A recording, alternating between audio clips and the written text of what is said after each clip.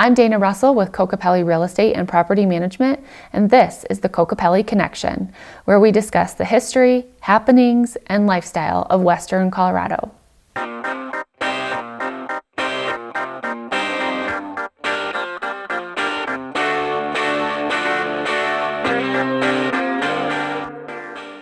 On today's episode, we sat down with Malachi Yeager, his wife Angela, and Cameron Cunningham to talk about mission trips. They have traveled the world helping others and following their faith. They shared stories of experiences and heartwarming encounters that make them appreciate the life that they have here in America. We discuss ways for families just like yours that can become involved in mission trips and help those in need. So today we are here with Malachi and his wife Angela, and then also with Cameron, and we are going to sit down and have a conversation about mission trips. So tell us a little bit about you guys, and then we'll ask Cameron to introduce herself, and then we'll get into all about missions. Sure, yeah. So, again, my name is Malachi Yeager, here with my wife Angela Yeager, and we're married as of just past 2 months. Thank you. That's exciting. And fun full circle, our first conversation was on mission trips we both spent in Africa. Now, I was in Kenya at the Northeast, and she was in South Africa, further south. Very different. Yeah. we just bonded over that and hung out every single day since then. And then for our honeymoon, we went back. And we served in Uganda, Africa, for about 2 weeks. Oh, nice. And so that's not her full-time job. She works as, I'll let her introduce herself. But I am pursuing seminary, going to school, and then work inside full-time ministry, whether that's in a faith-based organization or in a church in itself. Okay. And then Angela? Yeah, so we just got married and both quit our jobs and went and traveled for about a month. We actually just got back from a little family trip, which was super fun.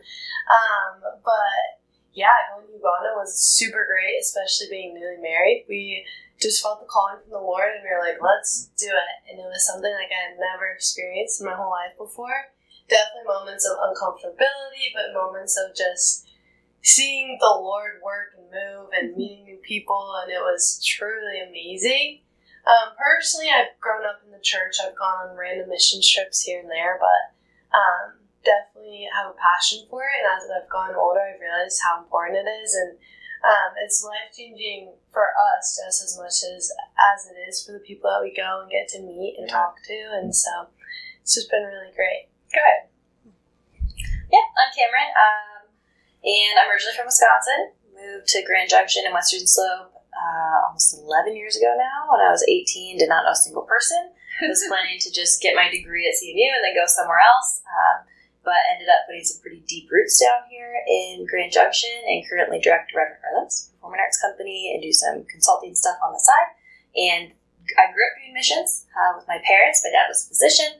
My mom was a nurse. My sister's now a physician, so I grew up in the medical field, going on medical outreach trips internationally. And then since I had that experience and exposure, the idea of international travel was always very comfortable to me.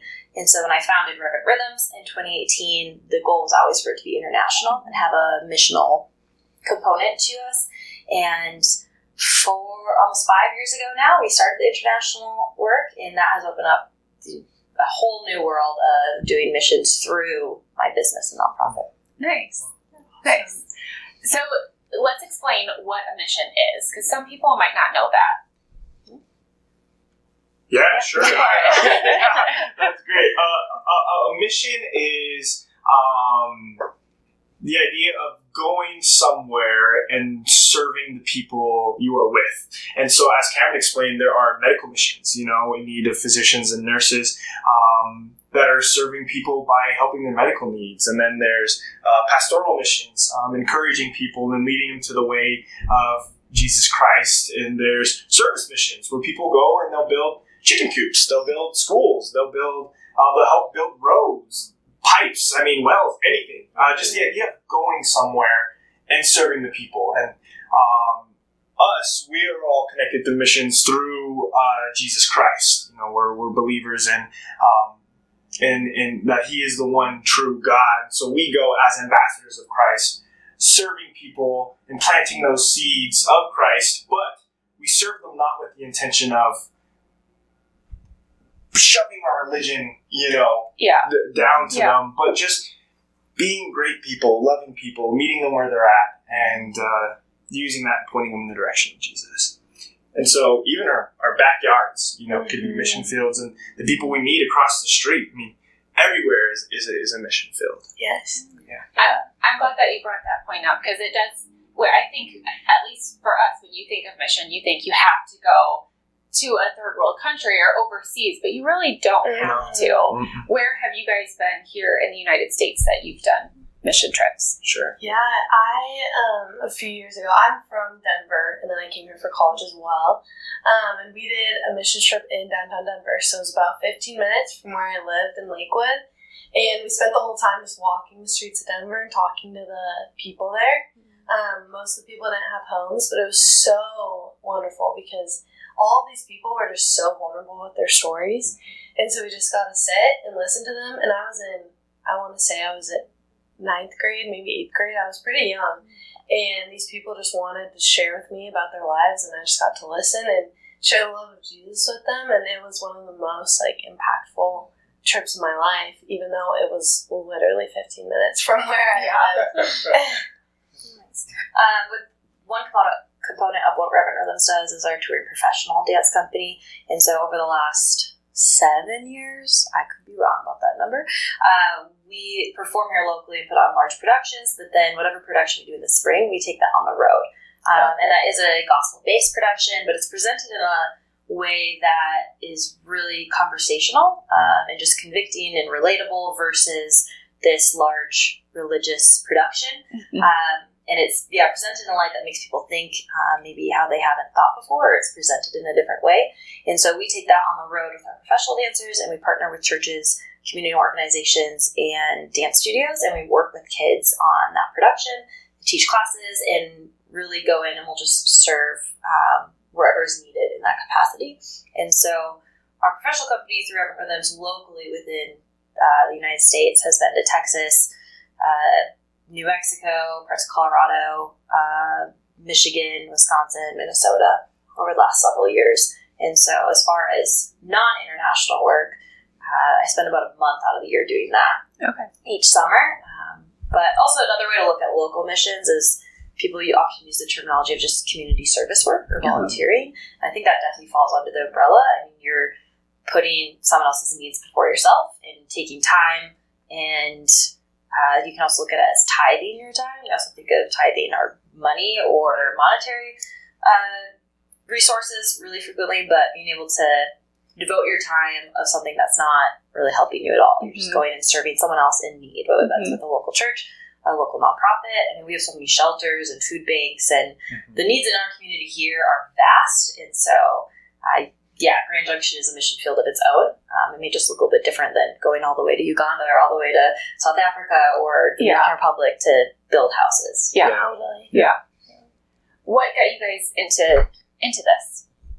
Oh, that's a great question.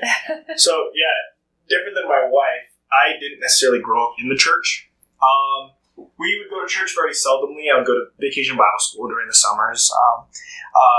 But I've never saw a Bible read in my own home. I've never witnessed my parents pray. And so I found an authentic relationship with Jesus my junior year of college.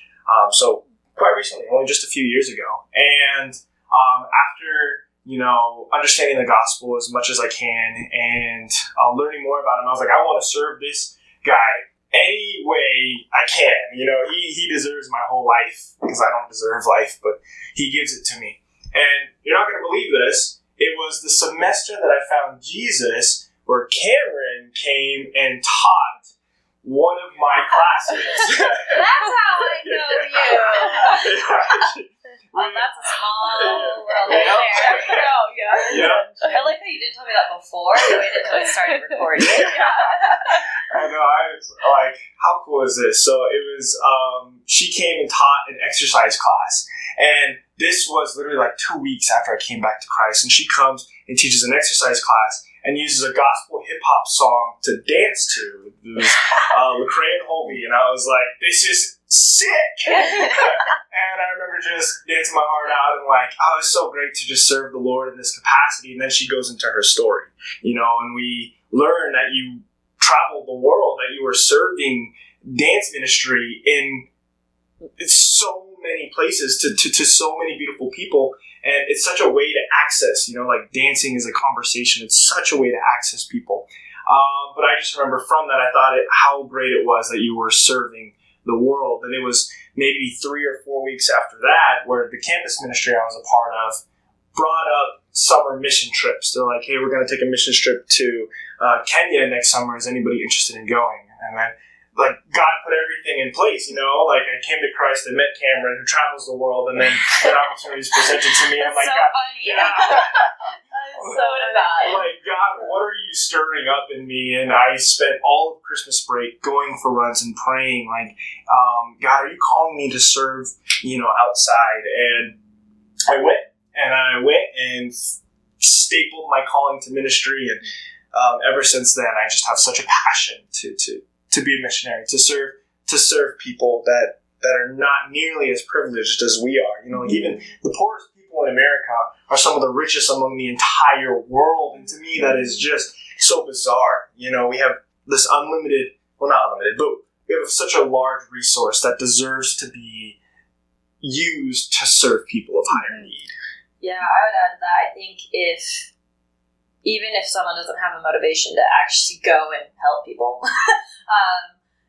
it is so valuable even just for themselves to be able to travel and just see other cultures in general, but get past our Western perspective, because the Western world is just only such a small part of the world. Yeah. It's a very influential and impactful part of the world when you're looking at like global economy and policies and foreign affairs and all that. But we are so privileged and really materialistic on the Western side, and being able to just gain appreciation and perspective for what we have of access to transportation, access to benefits and assistance. You're looking at, again, the poorest of the poor in America versus the poorest of the poor in Uganda, for example. It's just such a vast difference of what we have access to of food banks and shelters. And it's just a wild gap between resources. And so being able to change that perspective, and for me at a young age, traveling internationally at 3 years old, gaining that perspective of like hot water is a privilege. Running water in your house out of your faucet is such a privilege. Transportation, being able to submit online applications with working Wi-Fi when the power's not going to go out, not being in an active war zone, not being under a famine, just so many things that can be gained just for your own perspective and value for what you have in gratitude, much less what you would gain from just putting yourself aside and serving someone else. And again, that doesn't have to be a drastically different culture. That could just be going to a certain side of the valley and serving, right? Like if you live on one side, take a field trip to the other. See plenty of disparity. Right. I think along with that too, like specifically in Uganda, the people that had nothing were the most joyful. And that was something that was so cool. Like everyone was dancing and singing and just like so happy. And the people working on the campus were around our age, and they were just so full of joy and so hospitable and just so fun to be around. And they embraced us fully, and we got to embrace them. And it was so cool and like really humbling, because I think Western culture too is like, I need this, I need that, I don't have this, I don't have that. But there in Uganda, like the people were just like, yay, you guys are here and we're so happy, and we're here and we're so happy. And it was just is a big perspective shift, like seeing how people are and how people act without things and how joyful they truly can be. Yeah. When you get back from a mission trip, I'm sure it's probably a little overwhelming to come back to all of this. What do you feel is the biggest change you take away personally, or what do you get from those trips that you share with others here? Sure. That's a great question. For me, now that, I grew up doing short-term missions, so it's very much what people, especially within the church, think of, right? Like you sign up through an organization, whether it's medical, it's building houses, it's community service oriented, and you go with the team, you're there for a week, you do a project, you come home. And now, with Reverend Rhythms, my organization, our programming just looks so different. It's missional, but we have long-term relationships and programming in place. And so I go for about a month out of the year to serve at our different things and develop programming and work with our staff on the ground and all that. And so for me now when I go, it's just a really great reminder of the why behind all the paperwork and fundraising and long hours here in the States. Yeah. I'm in constant communication with the African staff and the programs and videos of kids and sending curriculum and all of that. It's very continuous for me, so I'm never out of touch with it. But nothing beats just being able to go and actually sit with our students there and our staff and just like face to face. And it's almost like my cup of joy is like refilled, and it's almost a renewing of motivation when I come back. And so I get a fresh wind of motivation versus relying just on logistical discipline on getting things done. Yeah. What about you guys? I think it can be hard. Like when we first got back, I felt frustrated. I'm like, all these people here are complaining, and I just went to Uganda and I just witnessed people that have a lot more to complain about but didn't. And so for me, it took a lot of giving it to the Lord and saying, like, God, like, I know I went there for a reason. How can I use what I just witnessed and experienced to serve those around me? And so we shared stories with pretty much anyone that would listen. And I tried to share them in a way of, like, look at how much we have, but look at how much they also have when you look at it. Like, they have this community and these people. And I think the biggest takeaway for me after Uganda was, like, relationships are truly, like, what's most important. Yeah. Relationship with God, your relationship with friends, like, stuff like this where you're going to meet strangers and just talk and have a good conversation. Like, and so coming back, it's good to refocus on the relationships, although there's so much to be frustrated about or sad about, because what we saw, some of it was pretty sad. Instead, switching it and realizing what's important and prioritizing that and trying to share that with others. Yeah, I mean, it really expands your gratitude for what you do have. You know, like, there's a term called reverse culture shock, where you come back into just such abundance. And I remember, especially from the Kenya trip, coming back and being frustrated with washing machines and fast food. I'm like, it's so easy. It's all so easy. We have it so easy. And yet we tend to be a culture that complains so much. And it is a very, very humbling experience. And if that's what if I share anything, that's what I share the most. Just how humbled I've been. And I'm sure she's much more familiar with this than us, but you can go out, 10, 15 times and come back even more humbled than you were before, because it's just such a different and beautiful perspective on God's world, because all of it's God's world. And there was one time where I was listening to music in Swahili, which is the language of Kenya, and just in my bedroom, and I literally started crying just from the thought that they over there are worshiping the same God I'm worshiping right here. And in the connection and in that beauty that we are all loved and covered by the same God, I think is, I don't know, it's remarkable. Yeah. So, paint a picture for us when you say that people are less privileged than what we have over here. What does that look like? Are you guys in big cities? Are you in more rural areas with dirt floors, not as much running water? Tell us what that looks like.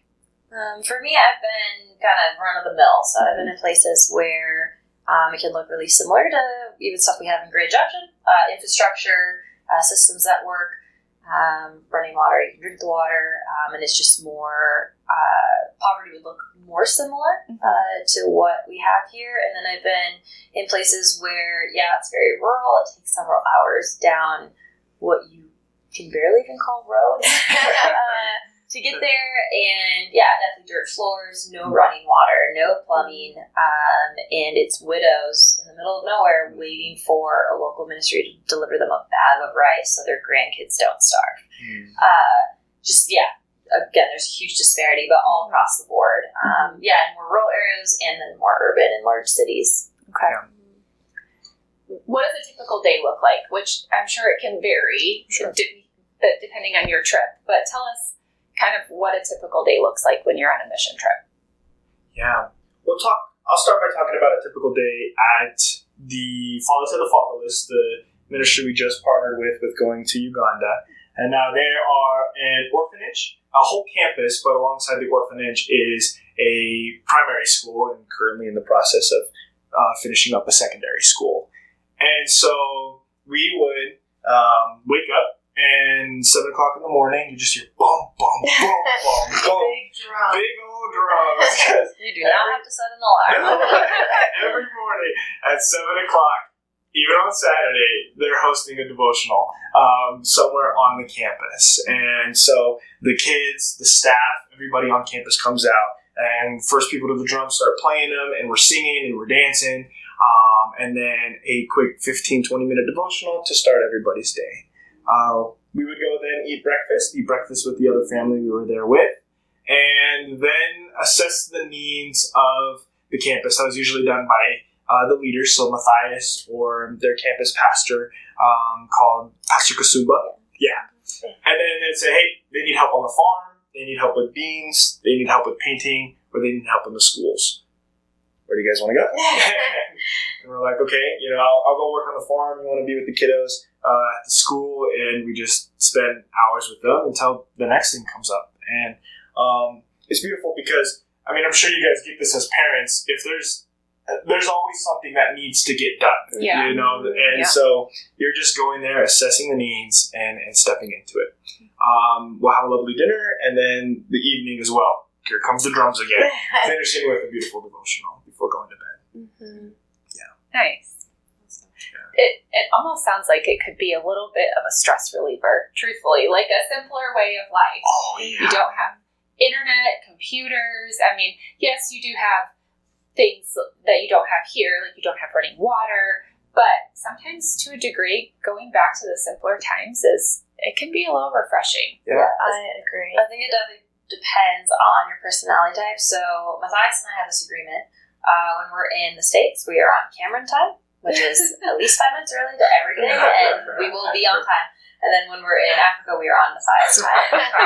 And even in Uganda, we joke because there's like African time, and then there is Ugandan time, which is just slightly worse, and then there is Matthias time, which is radically worse. And so, and then even Rita, my dance instructor, staff member in Uganda, that we share with Fathers and Fatherless, we always say, we set a time. I'm like, okay, is that American 12 o'clock or is that Ugandan 12 o'clock? And now she's adapted. She's like, that's an American 12 o'clock. Do not be late. But I think it depends on your personality that you're going over. If you're more of a type A, it could be kind of an adjustment because you can get really frustrated, especially when someone tells you, like, hey, well, we're going to start at noon. And then you're there and you're ready at noon. When really it means between the hours. They say noon, they mean between the hours of noon and 1. So even if they're at 12:59, they're still relatively on time, and they're not really late until 2:30. And so it can be really frustrating if you're trying to go in there with like a really strong agenda, and you're like, we're going to get X, Y, and Z done. It's like, no, you might get 5, 6, 7 done today, like not even the same alphabet. So if you're able to kind of set down your agenda, and again, just set yourself aside, and you realize you're just going there to be open, to serve, to be available for whoever your team leader is, again, whether it's community service locally, a short-term mission for like a week, or more of a long-term mission, or if you're on a 3-month mission, right? Church planting or a couple of years or whatever. You talk to long-term missionaries who move overseas permanently, and the adjustment period, right, of just getting to know the culture. And yeah, I think the best perspective you can have, whatever situation you're stepping into with missions, is just going to learn and being sensitive and knowing that this is just going to be radically different and not trying to implement your own cultural ways, but learning from the environment that you're in. It's extremely valuable.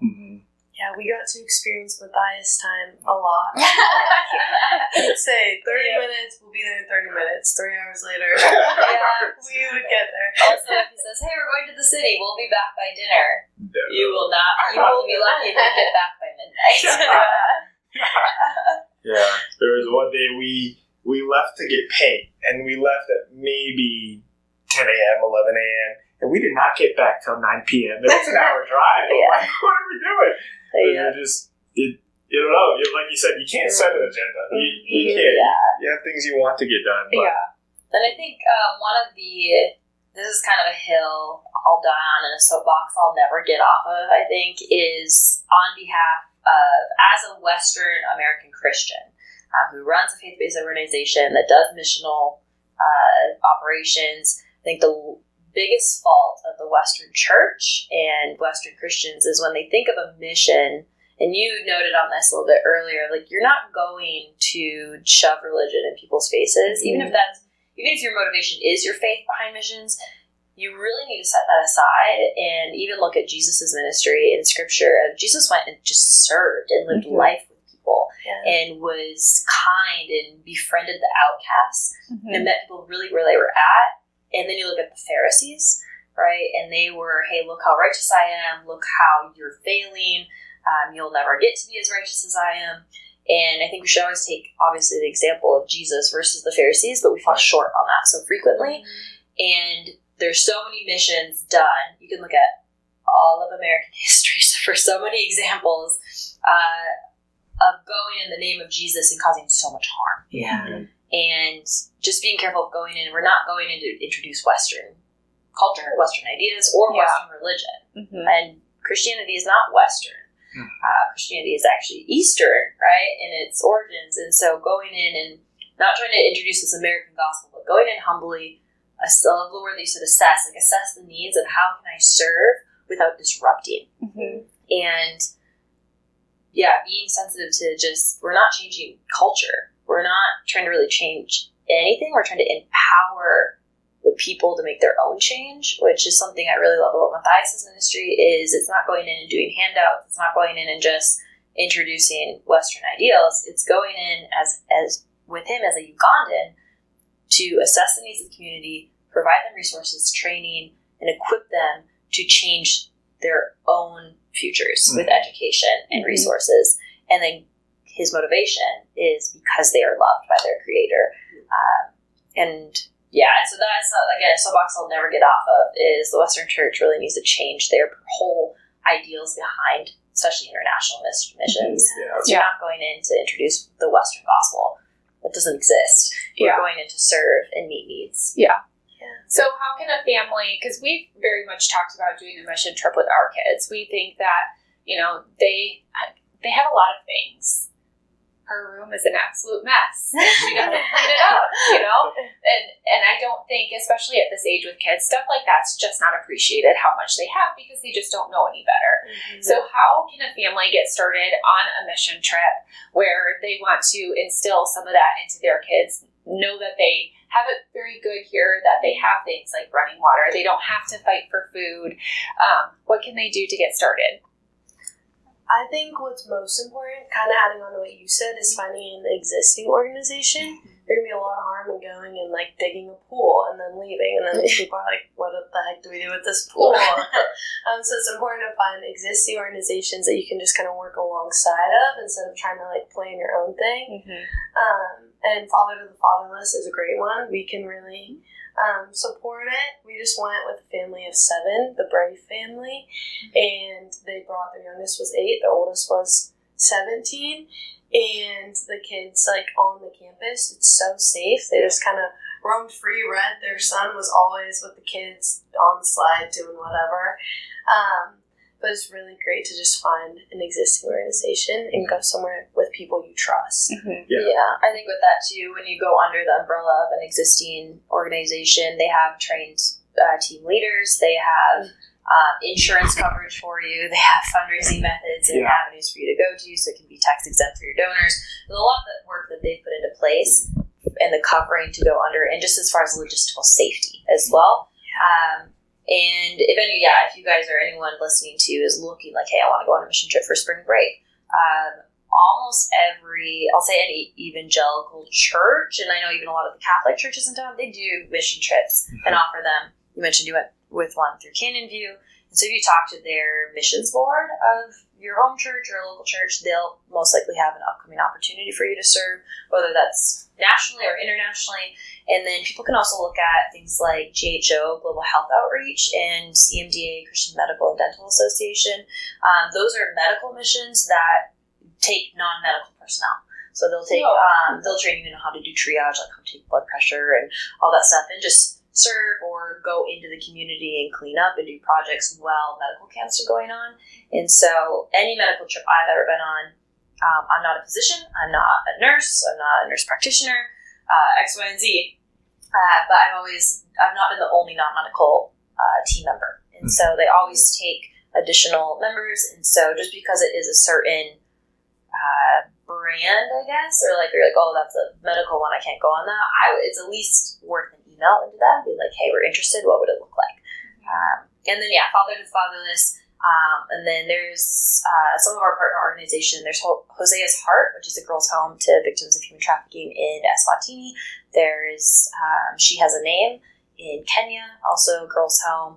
There's an organization called Extreme Response, and they have a location in Ecuador, in South Africa, and they have another one that the location's escaping me at the moment, but they take teams to come in and serve in communities and through their after-school programs, just to name a few. So there's a lot of opportunities out there, whether you want to go medical and something specific, like hey, I have this specific skill I want to use, or if it's religiously affiliated through churches, or specifically working with youth on a global setting. Does it matter, if where you're going for the mission trip is farther, is the trip shorter or longer? Good question. For me, if I'm going to get on a plane for 30 hours, I'm going to go for as long as I can and make it worth it versus getting on a plane and traveling for 3 days and only being there for 2 days. Yeah. I'm going to stay a little bit longer. But technically, you could do that. You could go on a plane for 3 days, stay there for 3 days, and then head back. But I agree, it's a long flight to go to Africa or anywhere. Asia, they're all far, so you definitely want to make the most of your long flight and soak up all the experiences you can. But places like Mexico, you can get there real fast. True. So true. Yeah. Do you have another question? No. Okay. Great question. What's your biggest success story from any of your trips that you've done? Oh man, that is a good question. Yeah, I'll start because mine came immediately. So in Missouri, there's a camp called Camp Barnabas, and I'm super passionate about it. And I got to work there, so it's kind of like a job, but also still the whole thing is a mission. Because it's a place where people can drop off any range of disabilities, from physical to mental. We had some people with disabilities that they couldn't walk, and they couldn't talk, and they couldn't move their bodies, and we just got to serve them. And I had a camper there when I just went to serve for a week prior to working there, and her name was Emma, and Emma was completely nonverbal, and she couldn't really move at all, but she understood, and I could tell that she understood. And so I just got to spend a week serving Emma physically, but also just being her best friend and her being my best friend. And by the end, I could understand what she needed without her telling me. And she couldn't really hold her head up. But she could for like a little bit at a time, but then she'd go back down. And I got to tell her the gospel. I told her all about God, but I did it in like very condensed version because I was like, okay, girl, stay with me. And she was staying with me, and by the end, like, I just saw this light in her eye, and she held her head up for the longest she had the whole time to listen the whole time. And so that was my biggest success. Like, even though she couldn't tell me if she accepted the Lord or whatever, but I just could feel the Lord there in that moment and see the light in her eyes, and it was just like one of the most beautiful and most memorable experiences ever. Totally worth it. That is a beautiful story. Thanks. Yeah. Let's see. My success story, at the beginning, Angela said missions is just as much for who you're serving as it is for you.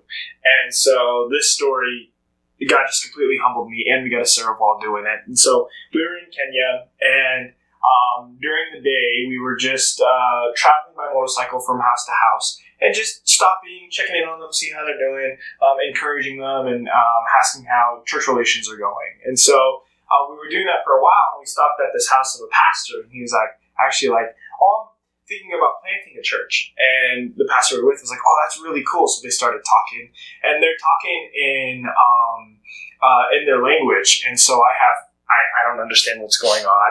And honestly, we've been out there for like 6 hours. And so I'm like, okay, I'm tired. I'm ready to go. I'm ready to go home. Like, we're talking to a pastor. This is great. I want to meet the people, and meet some of the locals here. This guy, he's doing okay. And he was like, I want to go show you where we want to plant the church. And I'm like, I've seen clouds roll in, and I'm no joke, wishing that we get rained on so we have to go back. I'm so exhausted. And we go, and he shows us, and there was just these 2 kids there. And pastor's like, well, go ahead, go and talk to and encourage the kids. And so I go with my ministry partner, and him and I were talking to them. We're having some fun, and we find out that the kid can play the drums, and so we asked him to start playing the drums. And so he starts playing the drums, and we're singing the best Swahili we can do to the drums. And as we're singing, we see 2 more kids just come out of nowhere and roll by, and they join us and start singing. I'm like, oh, that's awesome. And then we see 4 more kids, and then 4 more kids, and then 2 adults, and then 2 more adults, and then 2 more adults, and then more kids. And then all of a sudden we have a group of like 35 people, and we're singing, and I'm like, this is church. And we're just underneath a tree, and it was just so beautiful, to worship with these guys. And I just remember looking up at God, being so humbled, and I'm like, this is why we're here. Like, I need to just lean in, because a plan will get you messed up. But yeah, it's good. I'd say one of my favorite stories is, as far as international missions go, there's this one girl specifically. I can't use her real name, so we'll just call her Megan. At one of the girls' homes. So she was a victim of human trafficking, from a really young age, and had now been in this girl's home for a while, and she was just really shut down, and obviously had a lot to process through. Was dealing just with a myriad of different issues, and we did a 4-day dance therapy camp, and she would barely even make eye contact with me the first day, and by the 4th day, she not only performed, she was just vibrant and overflowing with joy. Was able to get up and verbally articulate how impactful the week had been for her, and verbally communicate how she had processed through some of her grief and trauma and began the transformative healing process. And just being able to see that, and I would say it's frequent to see impact through those programs, but it's not always common to see kids be able go from that shutdown posture and state of being in 4 days, then be able to specifically verbally tell you how they process. That's just a huge, radical jump. And so just seeing the impact of the programming it's kind of like instant gratification almost of seeing the impact. We have lots of stories like that, especially from the dance therapy stuff, dealing with such a sensitive and at-risk demographic. But that's just one example. Yeah. So cool. How does it affect you guys when you do a mission trip and you have to deal with a lot of trauma? Because, those human trafficking places, that must be a heavy, heavy trip. Yeah, my perspective is probably a little different than theirs, just because a lot of my day-to-day job is dealing with at-risk youth, particularly, and at-risk adults. And so a lot of it has come with me independently pursuing different trainings and gaining resources, whether it's through mentors, classes, courses, whatever it may be, and just preparing myself and with tools. I've also been through a good amount of just personal therapy and worked through my own trauma and healing process, which has given me a lot of tools. And I think it'd be really difficult to work intimately with that demographic with still not have dealt with myself. And so, but I just say equipping yourself because it is really heavy. And again, for me, it's not short-term missions. And so I'm going and I'm building long-term relationships with these, and I'm working with caseworkers and social workers and different things. So it's a little bit different than what someone might just encounter doing a short-term mission with a church, for example. And so, I think my perspective is a little bit different, but it is heavy. And so giving yourself time to equipping yourself surround yourself with resources. Know you don't have all the answers, and give yourself time to process and also rest, and make sure that you are healed and filled up, so that you can be of service. Yeah. Does the emotional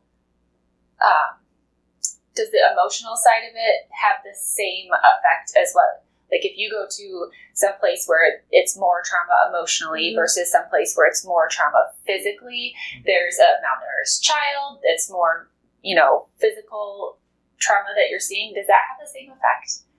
Do you know what I'm saying? Like, is that weigh on you the same? I would say from like the counseling perspective, we often discount the similarities and the effects that those can have, especially on youth, of just, the word trauma is so overused in our current culture, and especially younger generations, like it's just used for everything. Yeah. They're like, oh my gosh, I had to stand in line too long at the grocery store. It was so traumatic. I was a toxic cashier. Right? Like it's just such a saturated use of those words. Yeah. But if you think of a child going through starvation, maybe in different parts of the world, the food insecurity, the instability at home, maybe being abused by a parent, can all, like the emotional ramifications of those situations and circumstances are really deep. And so you'll just see a lot of similarities in the evidence of that trauma that you would if you knew someone was even sexually assaulted in a girl's home, for example, for that.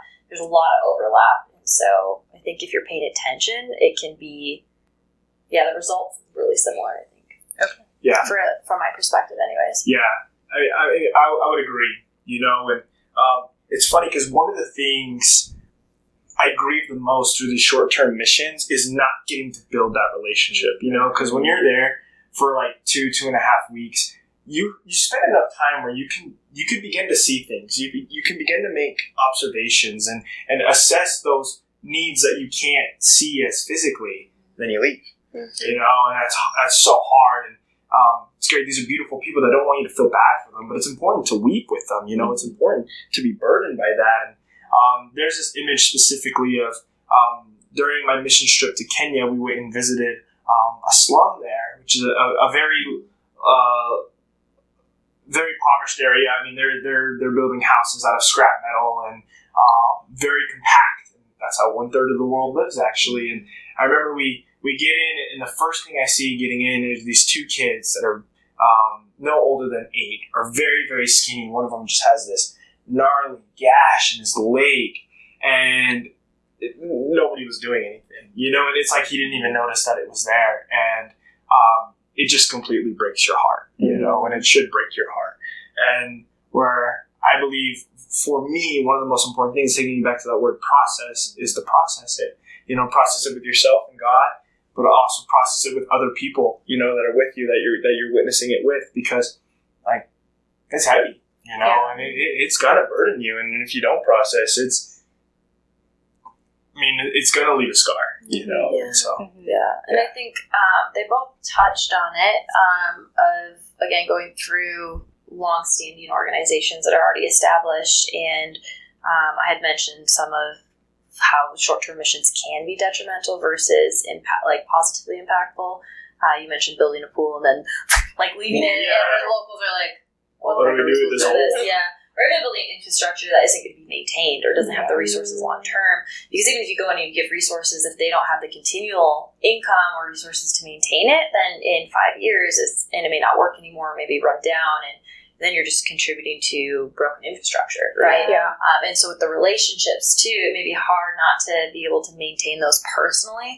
But if you're going through an organization that's already established and knows the culture too, that is maintaining those relationships and has continual hands in the local community, and understands the unique obstacles that those community members have to overcome. For example, again, advice for anyone going in is just know that you don't understand anything. And you may look, I encountered this example. An 8-year-old who was in a girl's home for getting taken off the streets, essentially for prostituting herself. And you're thinking, how in the world is an 8-year-old prostituting herself? Is she throwing away her future? Where's the parents? You have all these questions, and you're making all these assumptions. She was prostituting herself so that she could afford to stay in school. because the school systems aren't free. At least when you're talking specifically about different countries in Africa, it's not free education. They're either Islamic schools or Christian schools. So you also don't have just like public religious free schools. It's either Christian school or something else in most places throughout Africa. And it's not free, so you have to pay for your testing. You have to pay for your uniforms. It's all what we would consider private schools here. Mm-hmm. And so just to be able to take her tests to pass to the next grade, she was prostituting herself to 4 guys in her neighborhood to be able to afford a $2 to $4 fee. Mm-hmm. And then you also have generational things. And so if the mom is saying, like, hey, if you want to stay in school, you got to pay for it. And the only way she can work is by going and prostituting herself. And so it's like these obstacles that you wouldn't even imagine in your own life or adjacent that an 8-year-old is facing. Yeah. And so just going in, especially with those sensitive demographics, is just knowing you know nothing. Yeah. When you guys have been in other countries, have you ever felt that there's been any, not really threats, but a sense of not being safe or secure? Yeah, most definitely. I think I'll start with South Africa. Going there, I was very, alarmed. South Africa is very unique because, half of it is super developed, very fancy, and then the other half is, what you picture Africa to be like, where they don't really have a lot. So I was really confused because we get there, and, where we're staying, there's barbed wire surrounding the whole thing. I was like, wow, we don't have this in America. And then, driving from place to place, you're around people you don't know. It's kind of uncomfortable. And I am paranoid, and a woman, so I'm like, oh my goodness, I'm a little scared. And then going to Uganda, but the people that I was with made me feel safe, because they knew where we were going, they knew the people we were interacting with, we were with existing organizations that had been in these places before, so that helped a ton. And then going to Uganda, Uganda was super different than South Africa, so I was like, I have the Africa thing down. No, I did not. We get to Uganda, and we got there really late at night, so it's dark, and people are yelling in the airport, and I'm like, oh my goodness. But as soon as we got with Kasumba, he immediately was like, hey, and welcomed us with open arms, and it gave me comfort knowing that I was with somebody that I could trust and that knew what they were doing. Kasumba's from Uganda. He works for Father to the Fatherless. He was in the ministry, and that brought me a lot of peace. But throughout the trip, there were definitely pockets of, oh my goodness, I've never been at a gas station with the military everywhere, or, oh my goodness, there's big guns everywhere. I'm not used to that. Yeah. But it brought me a lot of peace. One, knowing that God was ultimately in control the whole time. But two, just being surrounded with people that are like, this is no big deal. This is just our life here. They're not scared by it, but we, coming from America, are just so not used to it. Yeah. Yeah. You said it really well. The culture is vastly different than what we experience here. And because of those differences, it can leave this uncomfortable feeling, which can leave you feeling unsafe. But at least speaking for us, through our experiences, we've never had any trouble. We've never had an instance where we genuinely feel feared for our life, except when driving. And it's not a genuine fear, it's just those roads are crazy. They call it an African massage when you're driving the roads. But it wasn't real. We weren't really in danger. It was just uncomfortable and different. Now, on the campus, though, we felt so safe. I mean, we can walk out in the middle of the night, and be fine. Yeah. So. Yeah, I think for me, as a single female traveler, I do take precautions. And people ask me that actually quite frequently. It's how do you manage your safety and what precautions you take? And honestly, I take the same precautions as if I'm leaving a restaurant late at night in Grand Junction and walking to my car alone. Or I did when I was a student walking across campus at night. Yeah. It's just you're aware of your surroundings and just don't do stupid things. Yeah. I'm just not going to walk down the streets of Nairobi at 11 at night by myself as a white single female, right? That would end badly. So as long as you're cautious and you're listening to the people on the ground, I do travel independently to all those different countries, but I meet the people that I work with. And so I'm always staying in a safe place. I always know who I'm staying with when I get there. But yeah, places like Kampala, the capital, like you don't want to take out your iPhone when you're downtown shopping or running errands because it will get taken out of your hand, or even like on your lap with the window down when you're driving. Someone will reach in the car and grab your phone. But you're not going to get kidnapped in the middle of the day, right? And so there's some like fallacies of safety ideas, and then there's some precautions that people don't think of. Right. But overall, yeah, if you're with someone you know and trust, and you're not just doing stupid things, then you will be fine. Also, if you can just keep your head on your shoulders too, just not panic, and are semi-resourceful, like you'll be okay. Yeah. I don't have a lot of fear about traveling, but I don't know. It's very familiar to me at this point, and I take the same precautions as I do when I travel to New York or anywhere else as a single female. So. Do you ever feel like you get too comfortable though, because you've done it so much? It's just not a thought, and you're just like, well, I'm fine. And I think I have a healthy, natural level of anxiety, and so like I've run into some situations like where I have felt unsafe traveling, but I've just acknowledged, I'm like, hey, this is not a great situation for me to be in, or this is going to escalate quickly. And in Africa, one of my friends who also has spent a significant amount of time in all parts of Africa, he said things don't go wrong often in Africa, but when they do, they go wrong really quickly. And I'm like, that is so accurate. And yeah, so just being aware, I have felt unsafe, but just like staying with a crowd of people, or finding another female close by, or hanging out under the lamppost instead of in the dark alley. Again, there's just things you can do to position yourself. Yeah. So if you have a good amount of common sense and can just be aware, you'll be fine. But I would be comfortable taking my kids to any of the places that I've been. And yeah, I think that the safety aspect should not deter anyone from doing missions or even international travel. Just do some research ahead of time. And again, if you're going with a pre-established organization, they're already going to have things in place for you, including insurance if you get hurt or anything like that. Have any of you guys gotten hurt in a foreign country? I have spent nights in hospitals in foreign countries, and I've been through that. I've gotten extraordinarily sick in other countries, and I've had to see doctors, and I've been through all sorts of things. I've been the most sick I've ever been in my life, not at home.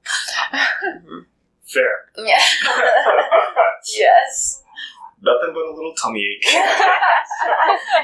happy.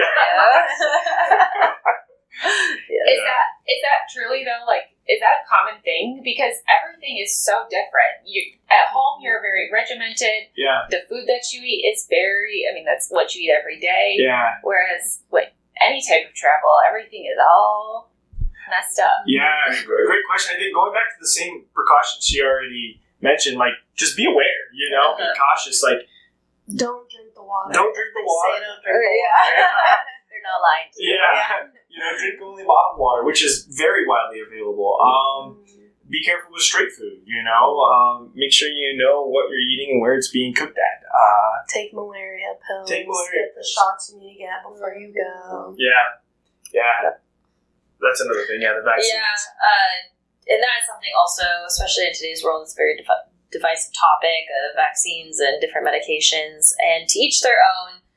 But when you're traveling, the list of medications that you're required to enter in, like you do not want to skip your yellow fever vaccine, you do not want to skip your malaria medications, all that, because even the side effects of those medications or anything like that is not as bad as the immediate short-term and long-term effects of those things. And so I would highly recommend, if you have any questions, like if you're going on a mission trip and you're given a list of medications and vaccines and you have a tendency to not really participate in Western medicine as much or have hesitancies towards vaccines, it's okay. Just take the list to your actual physician and the actual medical doctor. And there's travel clinics too that specialize in tropical medicine, because even doctors in the Western world are not always familiar with the type of diseases that are typically dealt with overseas. And so travel clinics, look at the list, take it seriously. especially with traveling with kids, because those things can be life-threatening when they're very preventable. And it can just be, like yellow fever vaccine now, it used to be you had to get it every 10 years, and now if you've gotten it, I forget what the cutoff is, but in recent years, if you get it now, you're good for life. Just because there's been more research done on it. But you really do need those in order to travel, and that often is an inhibiting factor for a lot of people traveling internationally. But there's also tons of countries out there that don't require yellow fever vaccine or different malaria medications. And so, again, you don't have to not go on missions or travel just because you don't want to get a vaccine. There's plenty of countries that don't require those. And it's not because they have different rules, it's because those diseases are not prevalent in those areas. If yellow fever was prevalent in the area, they would require the yellow fever vaccine. Tell us where you've been. Sure. Yeah, my list is pretty simple. With Kenya, of course, and then Uganda, and then in country with Missouri. So not as well traveled as these folks right here.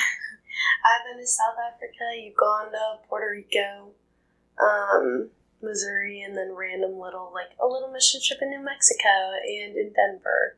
Nice. Previously I already touched on where I've been within the nation with our professional company, and then our neighbors, Mexico and Canada, of course. Ecuador 3 times, Dominican Republic 5 times, Spain once as a visit, and then I lived there for 3 or 4 months, and then Kenya twice, Uganda 4 times, I believe, Eswatini 3 times, and Cape Town area in South Africa twice. Wow. That's Way to go. Well, when you start at 3. One of the things I'm most grateful for growing up in the household I did is my parents provided those travel opportunities, which is an extreme privilege, and just that outlook, because travel just isn't accessible to a lot of people. I mean, especially when you get into rural America, there's several generations at a time that have never been more than 2 hours from their hometown. And so I really do encourage people to, like, if you have the monetary resources to travel, whether that is through missions or not, do it. Just because so many people don't have that privilege. With the mission aside, all the places that you've been, what is your favorite place to go, and what's your least favorite place to go? Well, I love them all. They're all great. I think my least favorite was Purdy, Missouri. It was hot, sticky. Mine is Texas. It's hot. Absolutely beautiful. I loved it. I loved how we served. But then you go to Africa, and it's already outweighed the two. My favorite would have to be Kenya. I'm a bubbly personality. Like, I like talking to everybody, and then I walks by, hey, how's it going? And that culture is just mimicked over there. So I made hundreds of friends when I was there just for 6 weeks, because I talked to everybody. Everybody loved to talk. But beautiful country, fantastic food. But yeah, that would have to be my favorite place. I would have to say my favorite is Puerto Rico. We went to a little island off of the main island of Puerto Rico, and it was just honestly the best trip of my life. The majority of it was missions and serving in BBS and going to an old folks home and just loving the people. But we also got to spend time at the beach, and I love the beach in Puerto Rico, and it was just a great trip. There were dogs everywhere, animals everywhere. I truly loved it. Least favorite? I mean, we were just in LA 2 days ago, and LA is not my favorite place to be. My brother lives there, but it's just busy and loud, and there's people everywhere, and the people do not want to be your friends. No, it's not like do not want to be your friend. So LA, it's fine to visit every once in a while, but definitely not my favorite place to be. Texas nationally for sure. We go the last 3 years. Our professional company has gone to Texas for part of our tour, and I love the people. For the record, since this is public, I love the people we partner with and the kids we work with in Texas. But as far as the environment and atmosphere and just the heat of Texas, also we always go in June and July, so it's also fun. But yeah, Texas Nope. Favorite, Cape Town, by far. Could easily live in Cape Town. Would love to retire for a couple months out of the year in Cape Town and just have a place there. That'd be amazing. It's beautiful. You can't beat it. I grew up on Lake Superior, and so being right on the water in Cape Town is really nostalgic for me. And I went surfing for the first time this last year in Cape Town, and it was the best day of my entire life. I loved it so much. It was on my bucket list. It was like a surprise. Yeah. I gotta go surfing. But I would also say in Uganda, in the city, in Kampala, in the capital, I'm not a fan. It's just too busy. I don't like downtown New York City either, though. I'm not a big city person. That's why I live in Grand Junction. I don't like the hustle and bustle for more than 5 minutes. I'm over it. I don't like staying that close to people, especially if I don't know them. I don't like having to not be able to take out my phone and take pictures.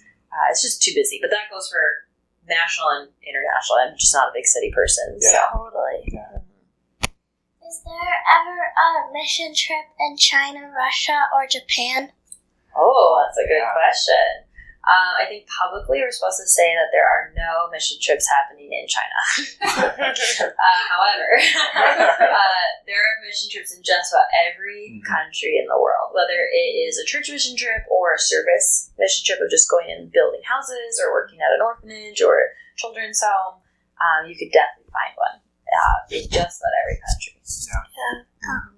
Have you ever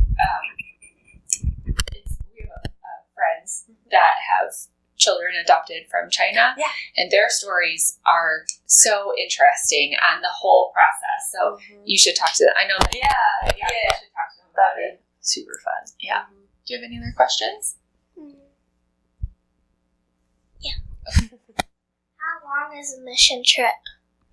Good question. I mean, it could be, like she said, as little as 3 days, as little as a couple hours if you're going to serve at the local food bank, but it also could be month-long to full-time. There are people that pack everything up, their whole families, and they go move to another country and live there. They plant a church there and build a ministry from there. So it really just depends on what your goal is. Our goal was to go serve the people and serve the people well, and so we went for as long as we believe, one, that we can fiscally we can financially handle, and we have other obligations, but also long enough where we can begin to build those relationships. She has much larger projects that she's working on, and so you need to be there for a much longer time in order to be able to build these big projects. How does a mission trip sound to you? Fun. Yeah. What would you want to do on a mission trip? Hold the mic up. Do you want to help with schools, work in the farm fields, do something medical? Farm fields. Oh, yeah. I expect that answer. Yeah. Why would you want to work in the farm field? Because of the horses. Oh. What if they didn't have horses? Are you still going to get in the dirt and the mud and... Yeah. That's awesome. Well, guys, thank you so much. This was very informative and very interesting. We really appreciate you coming down, and we sure hope that some people reach out to you if they have any other questions or if they would like more information on mission trips. But I'm sure that we probably will do the same and see if we can't plan something ourselves. Yeah. Thanks so much for having us. This has been great.